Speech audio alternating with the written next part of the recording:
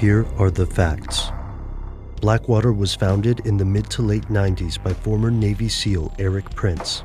This private firm originally focused on security training, providing services for a variety of groups, including SWAT teams and Navy SEALs. Blackwater had its ups and downs in this early period, but everything changed on September 11th. Blackwater expanded quickly, becoming part of a larger corporate entity called the Prince Group. Blackwater began receiving multi-million no-bid contracts from the United States government, expanding beyond training services to deploy private security contractors in Iraq, Afghanistan, and even in post-Katrina New Orleans. In the course of only a few years, Blackwater evolved into a private army, working for FEMA, the CIA, the State Department, and more. This heralded the largest outsourcing of military activity in United States history. Advocates claim this was a financially savvy move, and that private contractors such as Halliburton and Blackwater could save taxpayer money. However, critics told a very different story, and they didn't think cash was the biggest problem. Instead, they argued, Blackwater's private army existed outside of the law. Here's where it gets crazy. While the Uniform Code of Military Justice does apply to persons serving with or accompanying an armed force in the field, Blackwater was repeatedly accused of violating the law.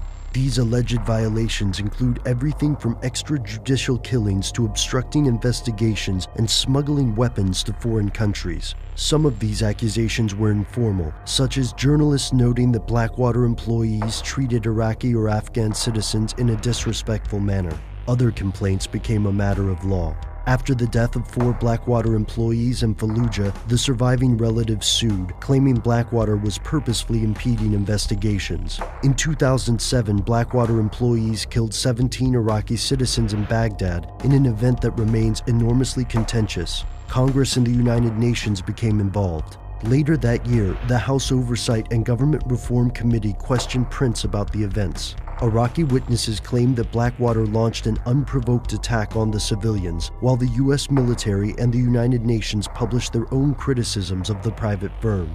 The U.S. military found that Blackwater used excessive force, and the UN found that although Blackwater was purportedly providing security, its employees were engaging in military action, making them mercenaries and therefore in violation of international law. Eric Prince characterized these criticisms as part of a political attack. Blackwater's status in Iraq remained in limbo. Congress introduced legislation clarifying the laws binding private security firms, but questions remain. Was Blackwater legal? The UN considers all mercenary forces illegal under the 1989 UN Mercenary Convention, but the United States is not a signatory to this agreement. Why use a private military in the first place? There are several profound political advantages for governments that hire mercenaries. In the case of U.S. politics, hiring private firms helps legislators avoid instituting unpopular drafts or risking public outcry when U.S. soldiers are killed. This outsourcing also allows legislators to distance themselves from the legality or illegality of military actions. And what happened to Blackwater?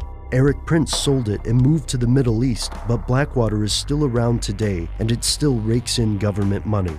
You may not have heard of it in some time, but that's because Blackwater changed its name, first to XE Services and then to Academi. Critics believe the name changes are the company's unsuccessful attempts to distance itself from controversy. And, arguably, this accusation is correct. Regardless of the name, it seems there's still plenty of stuff that Blackwater doesn't want you to know.